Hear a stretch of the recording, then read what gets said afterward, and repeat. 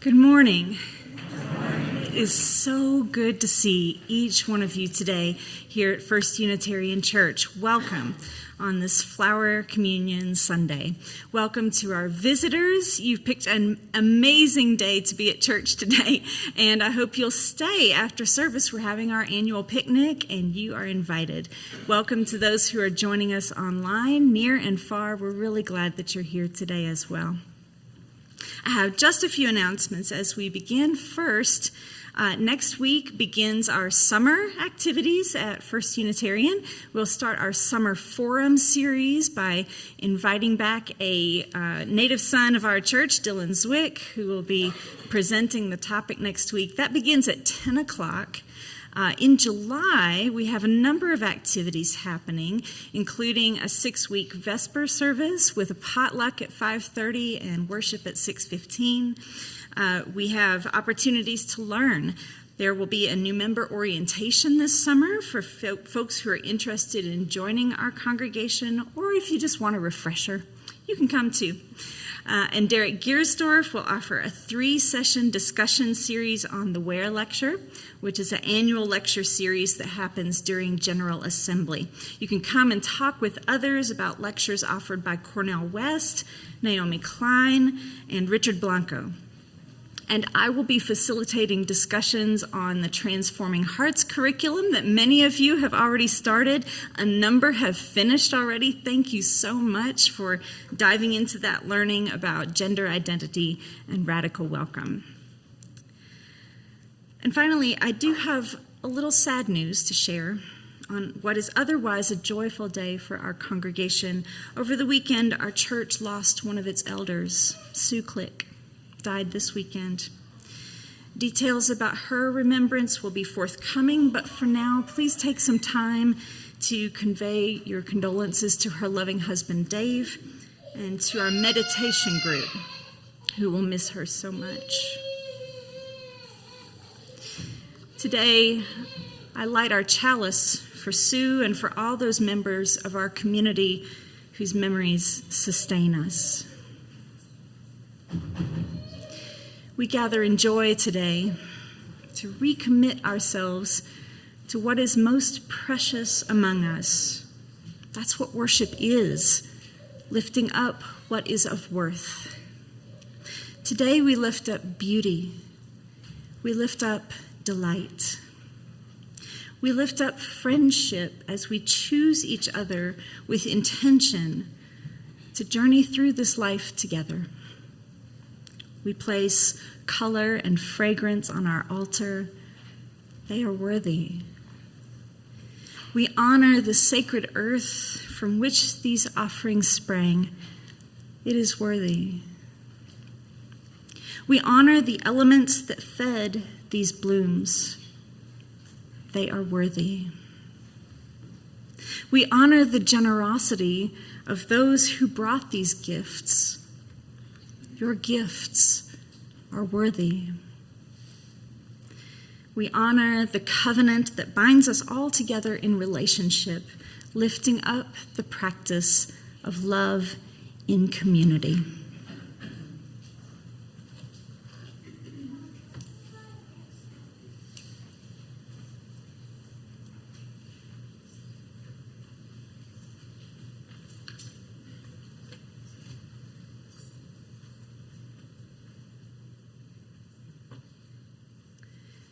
And now I invite you to rise in body or in spirit, and let's sing together number 201.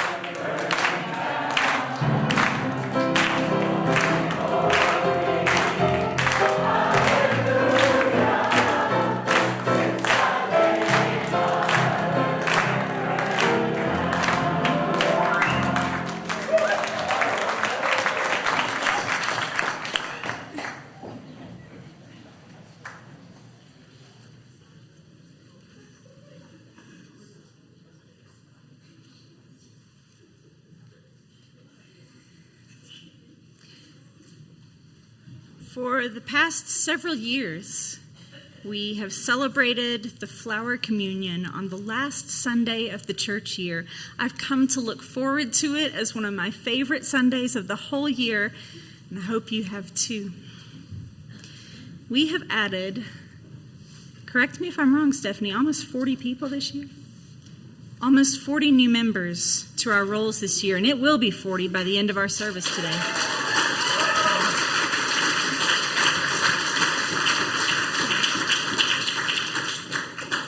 So there may be many in this room for whom this is your first time observing the flower ceremony, who may not know the background of the ceremony and the importance of it. So I want to tell you the story of how this beautiful ceremony came to be. In 1923, the minister Norbert Čapek was serving one of the largest Unitarian congregations in the world, located in Prague, Czechoslovakia. Europe was nervous.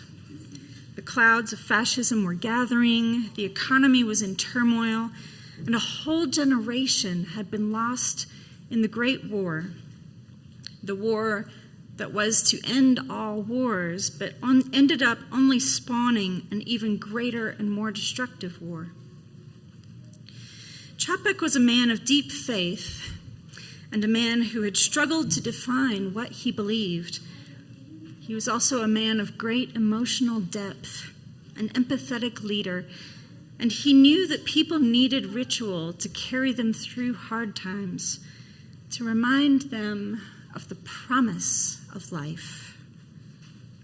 He had been a Catholic and a Baptist before he became a Unitarian, and he remembered the rituals that anchored life for him and his communities growing up.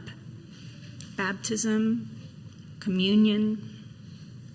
But he knew that these rituals would have little resonance for his largely humanist congregation. One day, walking through a public park in Prague, thinking about the sermon on Sunday, because Sunday always comes, whether you got something to say or not,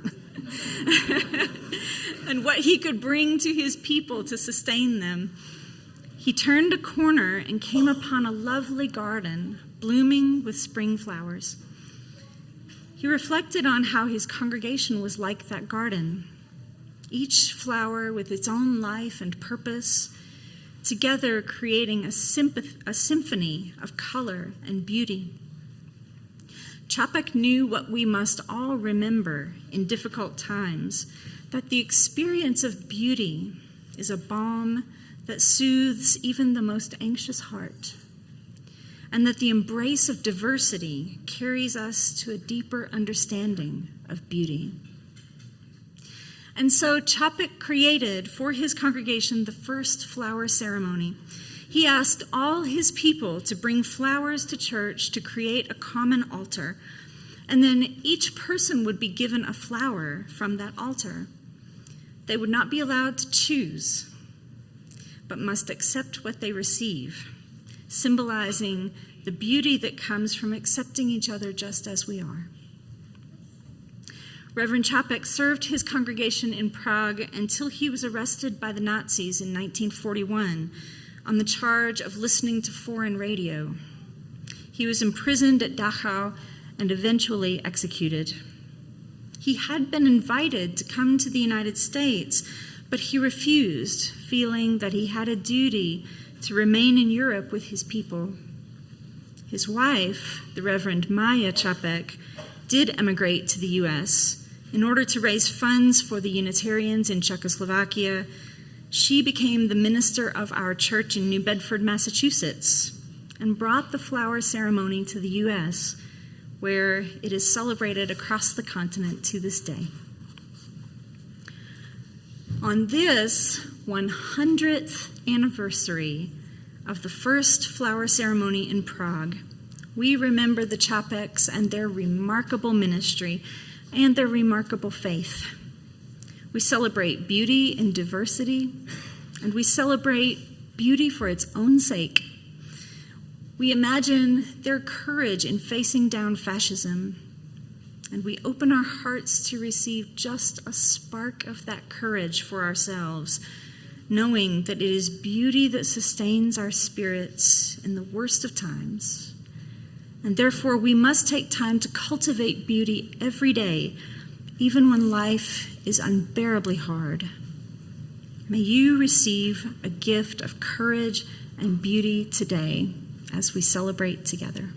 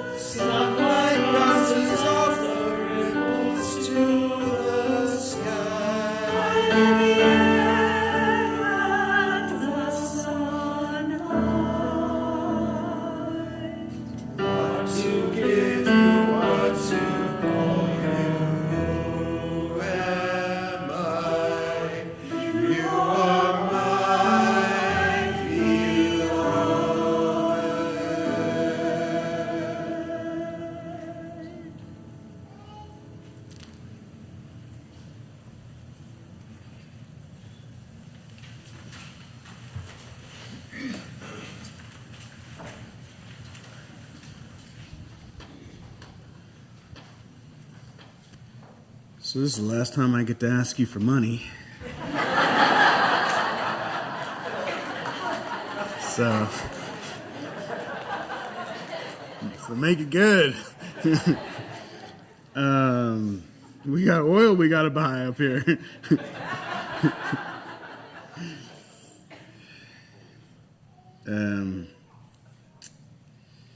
I don't know if there's anything new to say in terms of this part of the vision.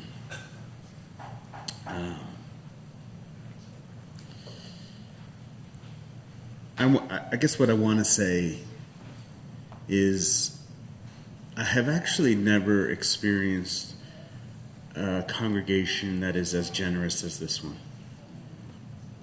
You are the single most generous congregation I've ever served. And I think part of that has helped me in a lot of ways to sort of stretch out and be like, oh, the vision that is possible here is so big because you already believe in yourselves, which is such a huge, huge thing.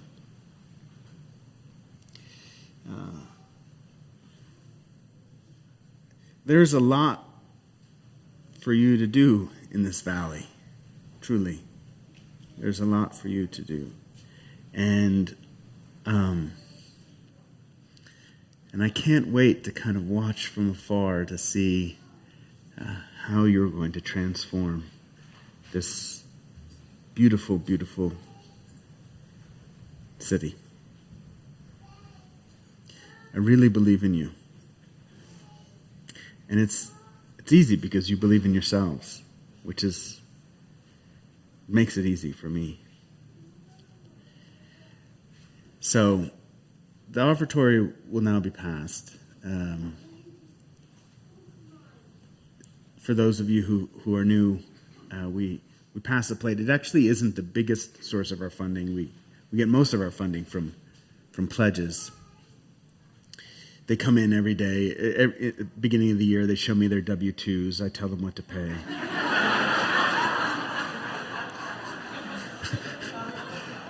Wait, that's not how it works. That's not how it works. No. If you're new, every single place is independent. And so it's a gathering of people who have chosen to be here because they want to belong to one another. You know? Darlene wants to belong to Stephanie. Stephanie wants to belong to Darlene. Right? We choose to belong together. And that's why we pool our money to make this happen. And it's an amazing thing that we do. It is truly, sometimes you can forget how crazy and special it is, the thing that we do. And it's beautiful. And I'm grateful.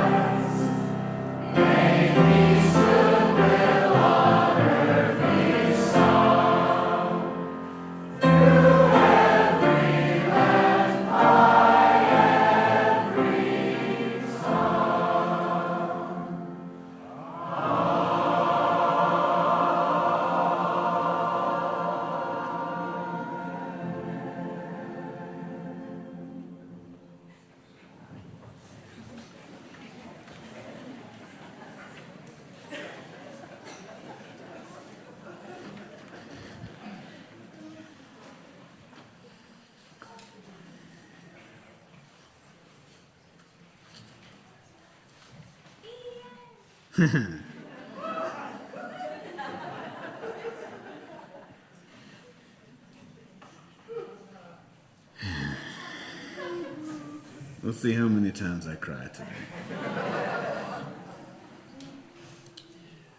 Two roads diverged in a yellow wood, and sorry I could not travel both and be one traveler. Long I stood and looked down one as far as I could to where it bent in the undergrowth, and then took the other as just as fair and having perhaps the better claim because it was grassy and wanted wear, though as for that the passing there had worn them really about the same. And both that morning equally lay in leaves, no step had trodden black. Oh, I kept the first for another day, yet knowing how way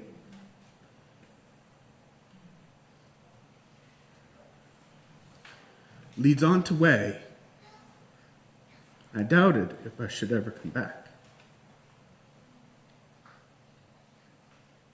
I shall be telling this with a sigh. Somewhere ages and ages hence, two roads diverged in a wood, and I took the one less traveled by, and that has made all the difference.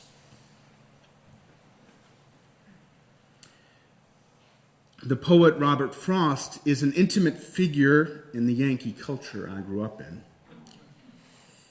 He is part of the stories and lore that we tell about ourselves, and he stands among the saints, major and minor, Emerson, Thoreau, Dickinson, Plath, Hawthorne, Sexton. My family has lived in New Hampshire for 12 generations, although some have strayed as far as Maine and even Massachusetts.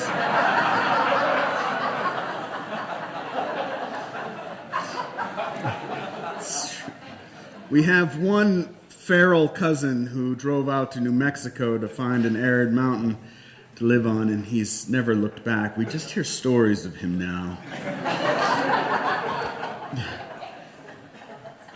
But I'm sure my cousin, like me, remembers hearing Frost's poems when he was young. There's something so quintessentially New England about his voice, and I would say New Hampshire in particular. The first of his 4 Pulitzers came from a collection simply titled New Hampshire, and he owned and worked 2 farms there in Derry and Franconia, towns that are part of my personal geography. His poems told the story of my culture, of my people, which made me all the more surprised when I learned while reading about him that he was born in San Francisco. San Francisco. So big and so far away, so foreign to that Yankee sensibility that he captured so well. In all fairness, he did move to Massachusetts when he was 11, but still it seems weird to me. San Francisco, that's Allen Ginsberg territory. But that's how it is when you have a hometown poet, someone who tells your story. You think you know them because they know you, where you come from, who your people are.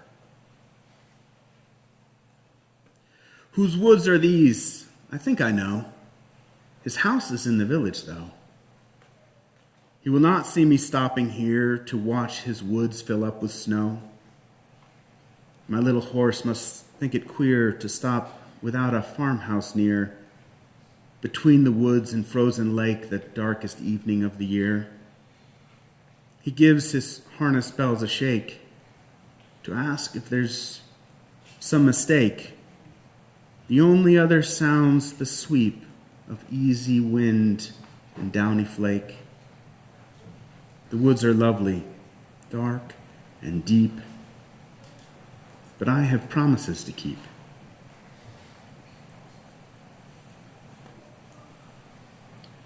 And miles to go before I sleep, and miles to go before I sleep.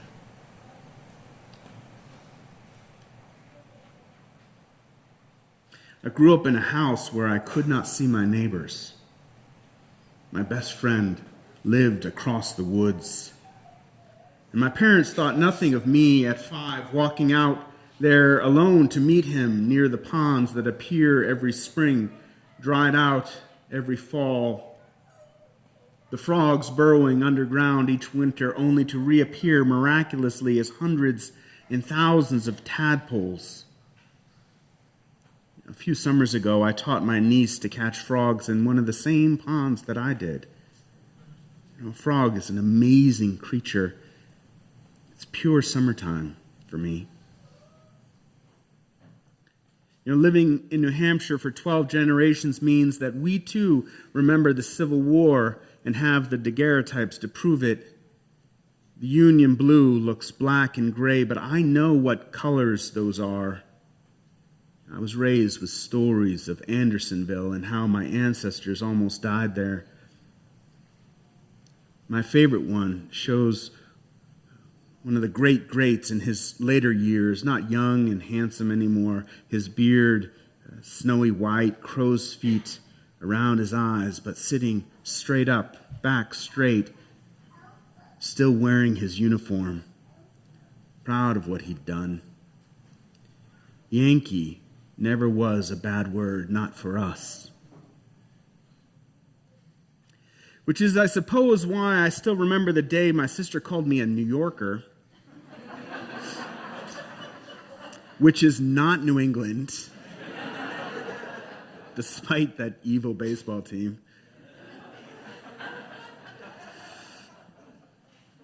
I wrinkled my nose in distaste, and if I'm honest, it hurt my heart. I mean, I enjoyed living there, mostly, and, I have been called by the road. The day I walked out of the house I grew up in and moved to Spain, just barely 18, is a vivid memory, a transition into manhood. New Hampshire felt too small for me, and I had to get out. College would be there in a few years.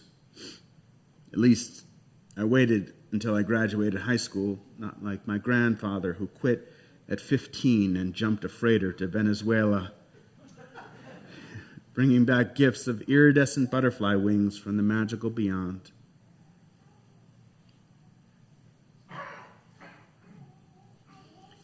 New Hampshire is small, and sometimes it feels suffocating. Everyone knows your business. But a New Yorker, it just felt like she revoked my identity, my claim to the authentic, my story about where I come from. I may have left New Hampshire, but it never left me. There is nothing as important as your Genesis story. How God made you, where God made you, in whose image God made you. And God did not make me a New Yorker.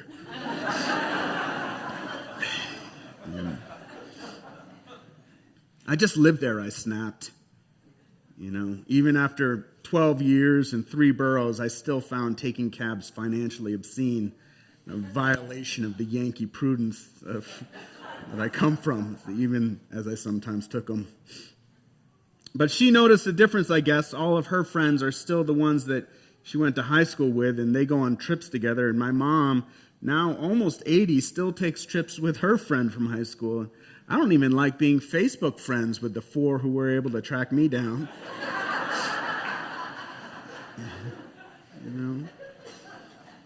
I even changed my name a little bit when I left. I started using my middle name, my mother's name, both to tie me to home, and if I'm honest, to make me a little different. At one point in my 20s, I thought having 3 names made me a little more sophisticated, a little less country, a little less like a kid who's from what's considered a big town in New Hampshire, but is still barely 20,000 people. So maybe there is some truth to my sister's claim. But still, I remember. My sorrow when she's here with me thinks these dark days of autumn rain are beautiful as days can be. She loves the bare, the withered tree. She walked the sodden pasture lane. Her pleasure will not let me stay. She talks and I am fain to list. She's glad the birds are gone away. She's glad her simple worsted gray is silver now with clinging mist.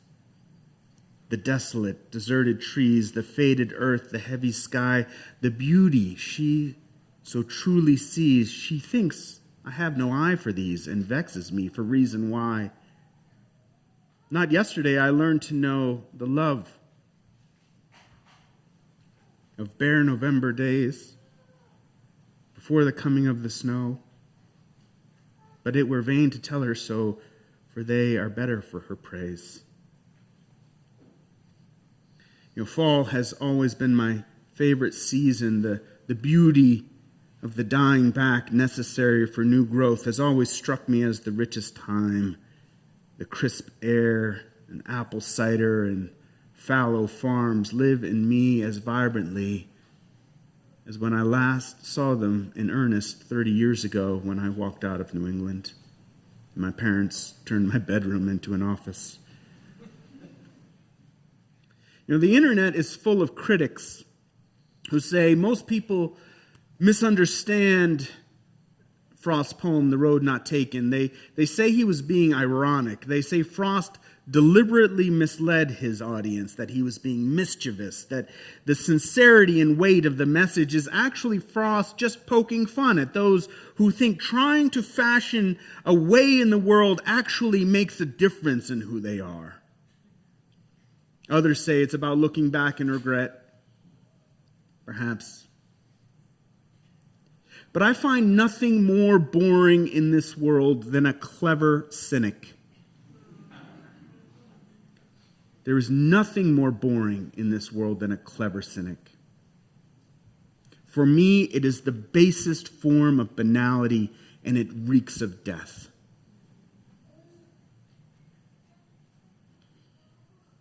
And one of the things that has bothered me most about our contemporary culture is that for every interesting artist, there seems to be 2 clever cynics.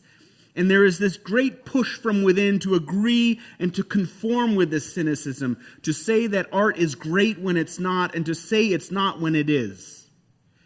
And I'm sure I've done it myself when I've been feeling particularly insecure. And yet I love the energy of those who are really trying to say something with their lives. These 2 are my people. People who were raised on the stories of grandfathers who hopped on freighters and saw wonders that they could never really describe to those back home. who said, that life is for me. The authentic life, the life I am called to. It's not that the less trod path is any richer. There are many, many good reasons to go where others have gone before. More important is to know why you are going. More important is knowing that the choosing is not about what you'll see, but the authenticity of your choice. We all have a calling in this life. A calling from God, the sacred path that you have been asked to follow. And we have no choice about this. There's a call. You have a call. The road less traveled is less about doing something new and different, something that makes you stand apart so that you can be noticed, and more about doing something, more about doing what you have been called to do with this sacred life of yours. This one sacred life of yours. Following your call is the path of the Redeemer. And maybe you stay in the city where you were born, and maybe you live forever on the road with no city ever claiming you. The yellow wood is a mythic place. It exists within you, and every day you walk out into it. I do not believe the cynics. Clever people are tedious. Tedious. Be anything but clever if you can.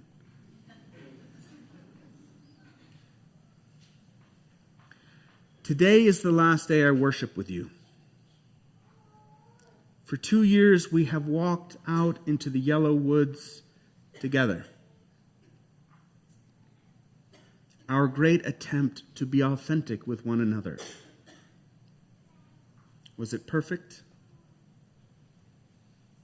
Are there things I regret?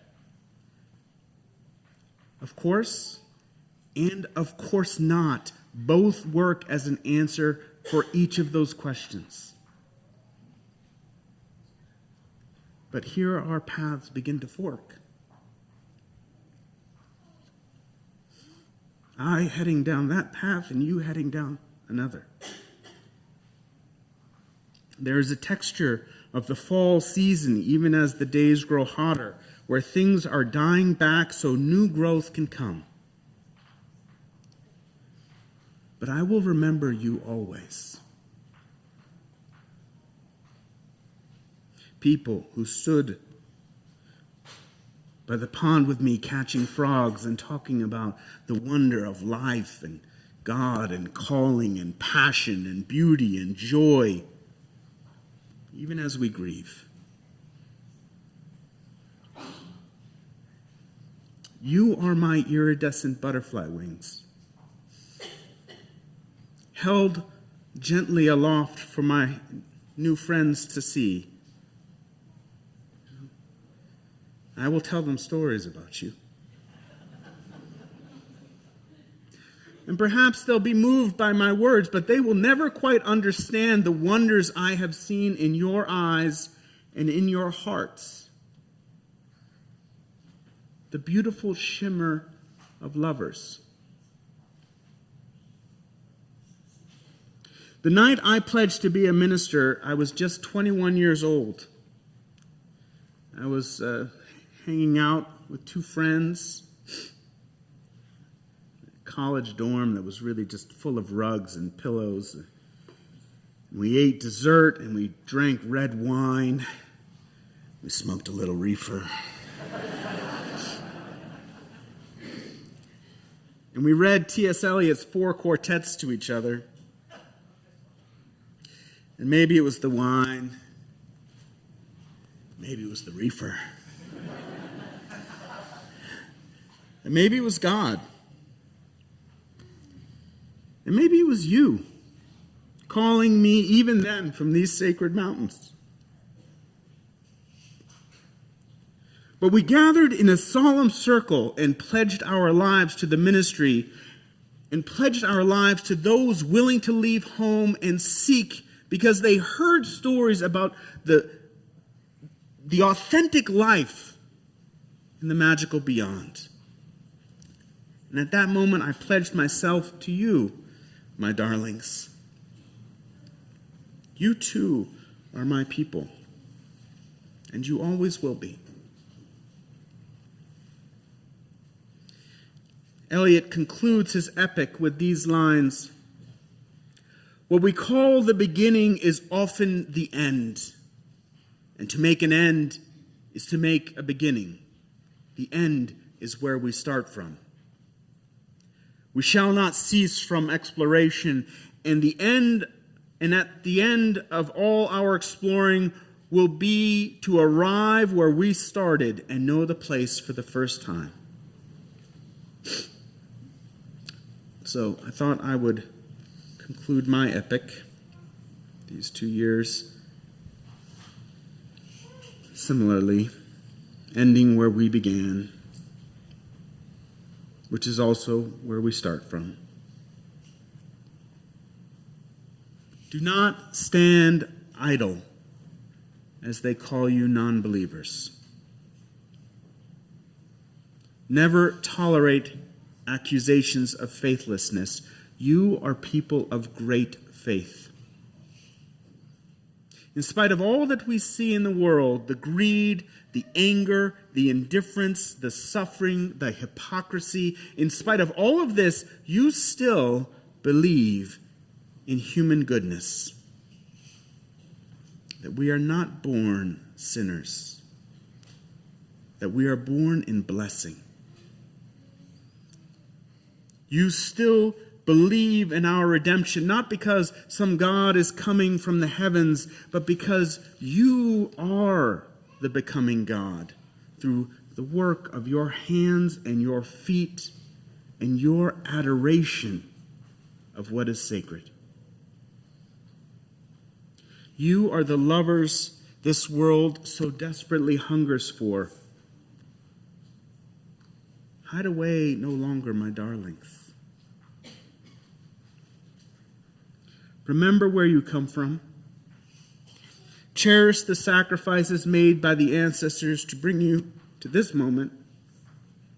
Sit up with a straight back, proud of who you are, but give time for the quiet so in the hush of it all, you can hear your name being called.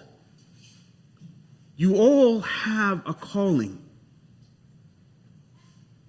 Say something with your lives. Choose away from the cynics. Choose into the less worn path of the redeemers and bless this world with your life. This is the path of our people.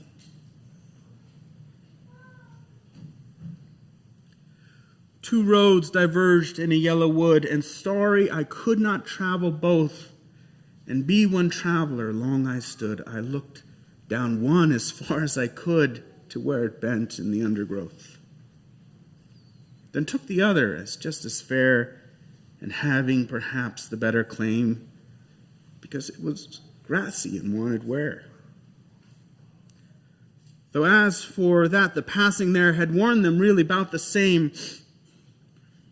And both that morning equally lay in leaves no step had trodden black. Oh, I kept the first for another day, yet knowing how way leads on to way, I doubted if I should ever come back. I shall be telling this with a sigh, somewhere ages and ages hence. Two roads diverged in a wood nigh. I took the one less traveled by. And that has made all the difference.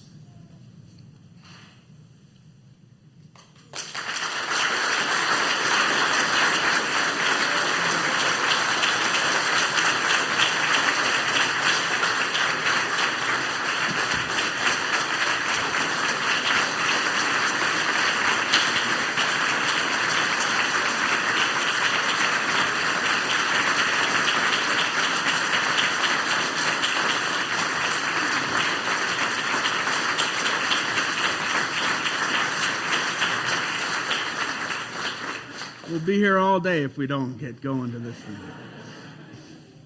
It's number 1040, Hush. It's one of my favorites.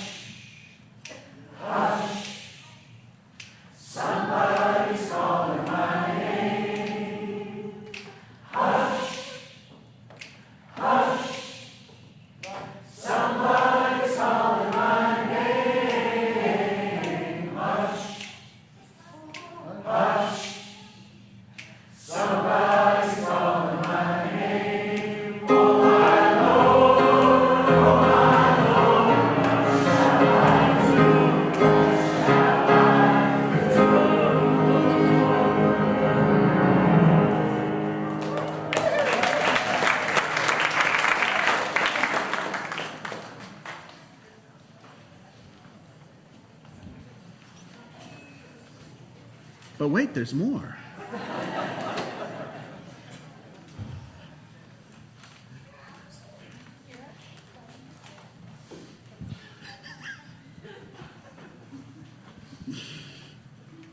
This morning is special in so many ways. It's the final Sunday of our church year, the final sermon from our dear Reverend Ian. And we are pleased to welcome 6 new members to our numbers today. Becoming a member of a Unitarian Universalist church is a unique thing. There are 3 steps to becoming a member, as our newer folks have heard me say many times. The first step is to accept the covenant of our congregation. For covenant is the central religious practice of our faith tradition. We are not a people of creeds. UUs are not primarily known for the things we believe, for beliefs may change as we grow and learn more about the world in which we live. We are known by our commitment to action. And covenant is a commitment to the act of loving each other. We make promises to each other, and then we hold each other accountable to those promises. The second step in becoming a member is to make a financial commitment to the congregation of some kind. Why? It is an acknowledgement that in our tradition, the money we need to sustain us does not come from any source but ourselves. We don't receive funds from any institution that has authority over us, nor do we receive funds from the government, thanks to the separation of church and state. It's nice to be free and independent, and being free and independent means there's no one to save us but us. Should money ever prevent someone from becoming a member? No. This movement is for all people. And so, if finances truly prevent a person from making a contribution of any size, they will never be barred from membership. Yet even $5 does not go to waste. And almost everyone finds that they do have something to give, even a small gift, and that the act of giving, with the trust that the money is stewarded well and spent productively, encourages more giving in the future. This is how we provide for each other and for those yet to come. And the third step in becoming a member is to sign the book. Why do we sign the book? Because to sign the book is to go on record. It is to say, I belong to these people in this time, and I accepted them into my own belonging. I chose to give myself to this community. It was my choice. I did it freely. I took a chance on loving and on being loved in return. I took a chance on being a part of something greater than myself. This is the record of the community, which has been a beacon of liberal religion in this valley for 132 years.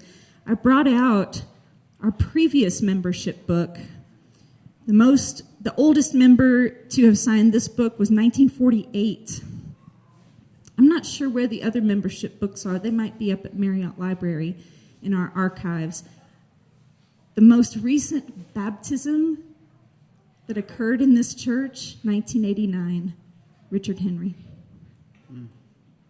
That's the kind of history that we want recorded. And we want you to be a part of that living stream of history. And when you sign the book, you become a part of that stream of life that flows from this place. So now I'd like to invite forward the 6 people who are being recognized as new members today. When I call your name, come forward, bring the little half sheet of paper that I gave to you that you got when you came in. Come forward, sign the book if you haven't already, and then receive our gifts. Please sign legibly. It is a record for the future. All right, first, David Brokaw.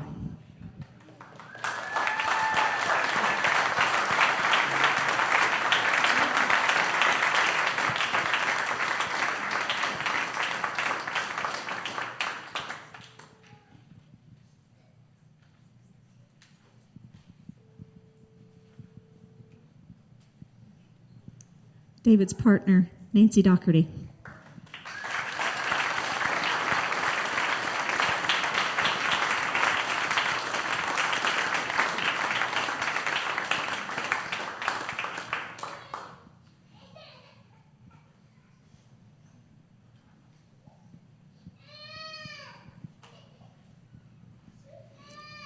Heather Roberts.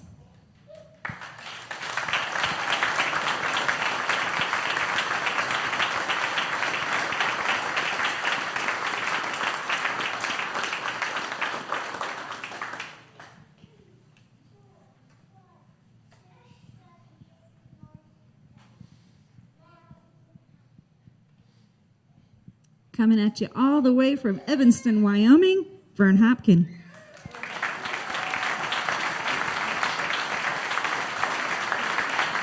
Thank you.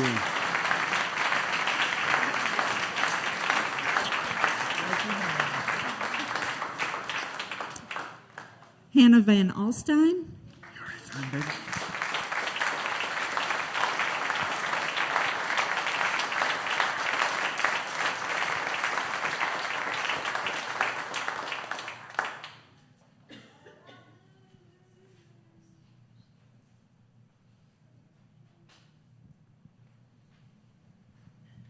And Chris Jankowski.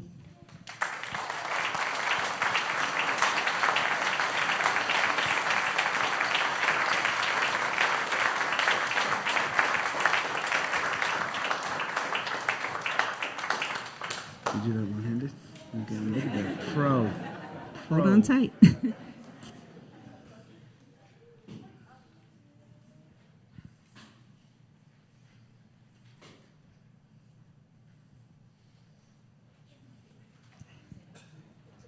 And now I invite all of the members of our congregation to join me in reciting the covenants of our congregation together with these new members for the first time.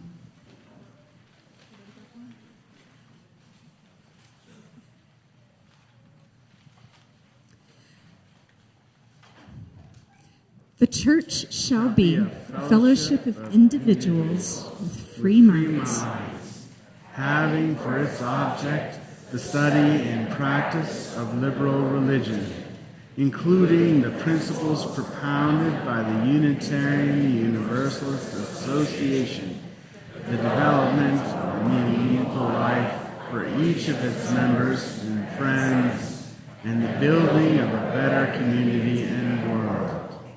Love shall be the spirit of the church, with service to one another and to the largest community its greatest concern. The members and friends of the church do hereby covenant to dwell together in peace, to seek the truth in all things, and to help one another. Thank you. You may take your seats. Thank you.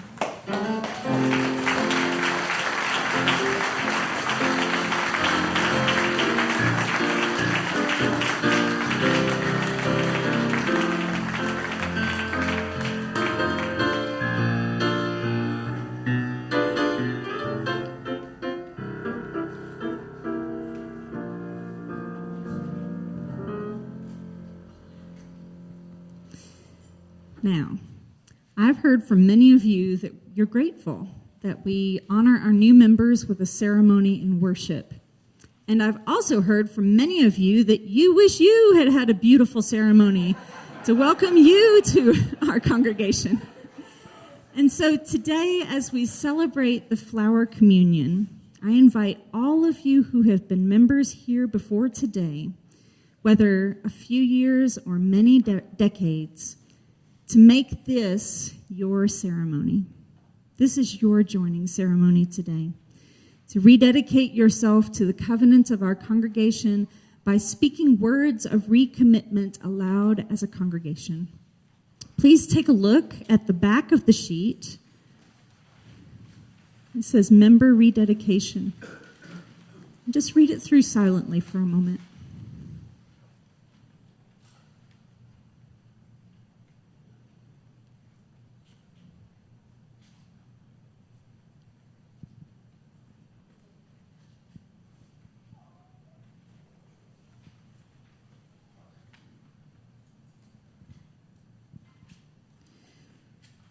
For Unitarian Universalists, there is no coercion in religion.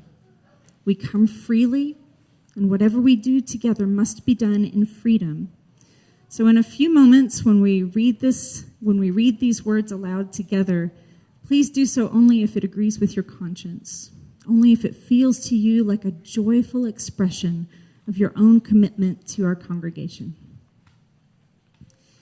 When Reverend Čapek first initiated the flower ceremony, he invited the church members to bring a flower with them to contribute to the great bouquet. The flowers would represent siblinghood, unity in diversity, the beauty created when many people bring their unique gifts to the altar.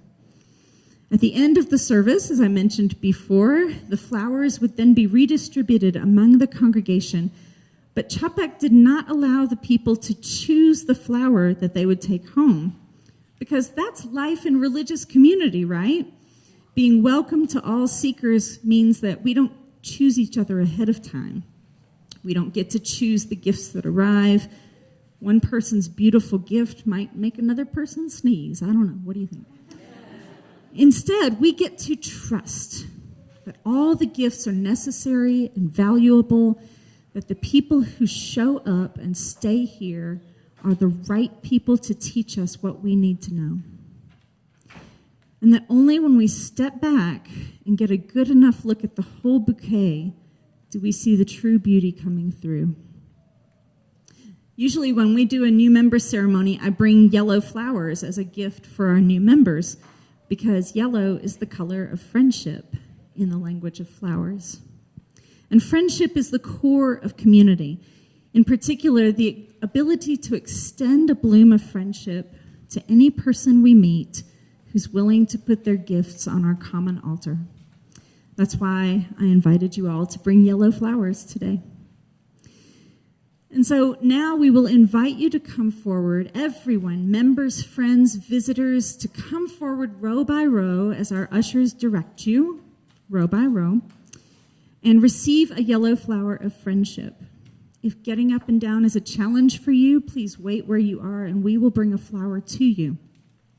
We have flowers in Elliott Hall for those watching the service there. I encourage those folks to choose a flower and then trade it with someone near you in the spirit of the ceremony. Let us undertake it while we listen to the music.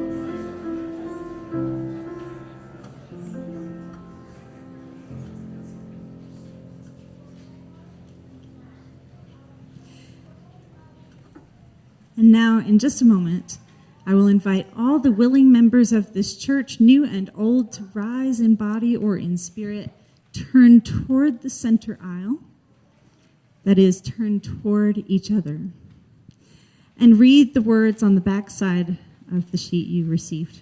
If you are not yet. If you are not a member of our church, I encourage you to witness the commitment of these members, and may the promises you've made in your own life be strengthened by your witness. Let this flower for you be the blossoming of something good in your life. Now I invite you to rise, face each other,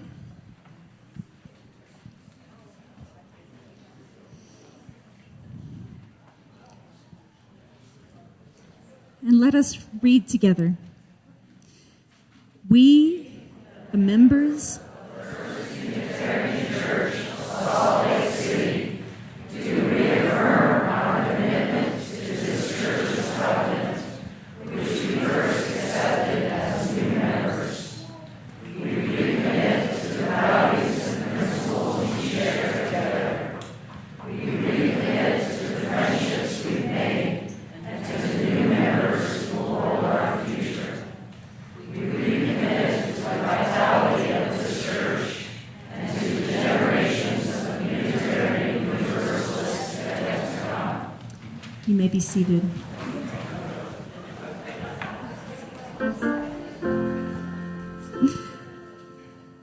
Welcome again, new members.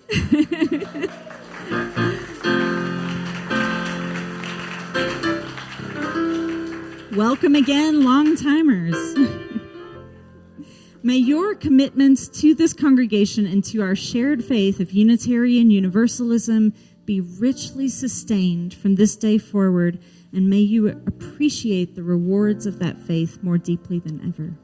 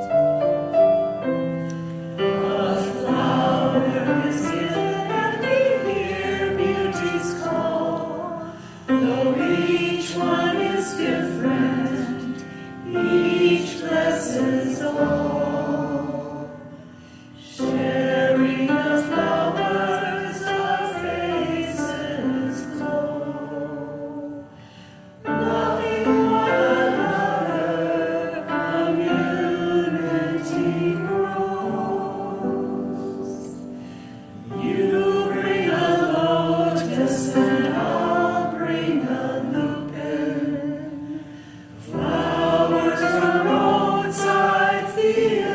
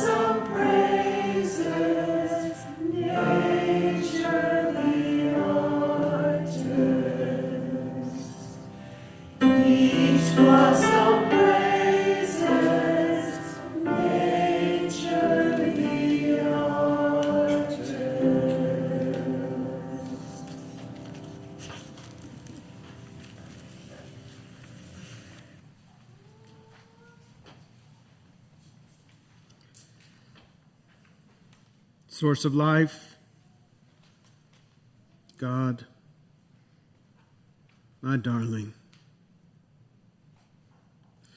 inspire us to walk down this path, the path inviting us to be authentic. Inspire us to witness and cherish the worth and dignity of every being we encounter. Awaken us to our deep interwovenness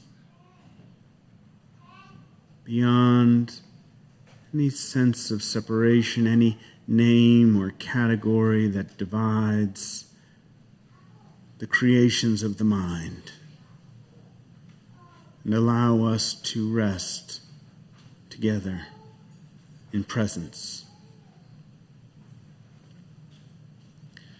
And fill us with courage. Fill us with the courage to turn away from the cynicism that surrounds us in this world, the cleverness of it all, so that we might become the lovers the world needs. There's only you in this way. Reach out and love the world with abandon, so that we might all cherish this sacred life together. Amen.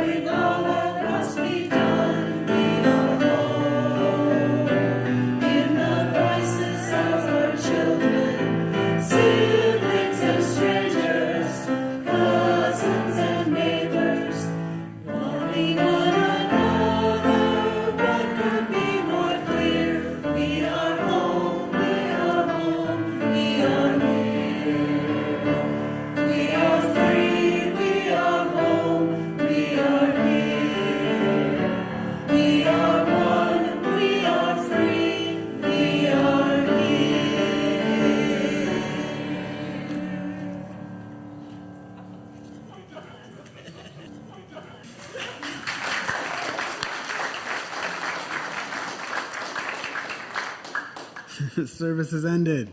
You thought it was going to keep going, but it's not. We're done. Thank you, choir, so much. It has been such a wonderful journey with you. Thank you so much. And thank you to David and Amanda and Tristan. Just amazing. Stephanie, the big boss.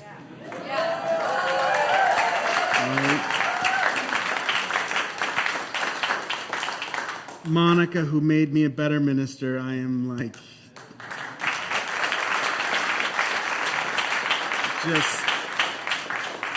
I'm going to miss you all really terribly. To those who are online, thank you for joining us all the time. It's really meaningful to us. Ushers and everybody who's set up outside, thank you so, so much. And to Carrie, the woman I fell in love with.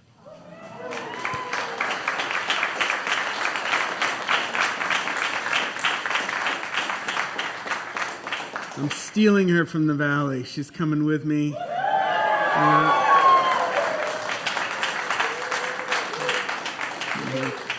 Bringing her brood with her boys. It's just like amazing. Stephanie was like, Ian, list of things to do.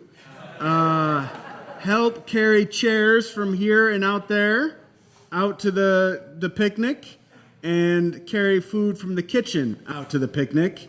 Anything else? Okay. The big boss says I'm good. So, okay.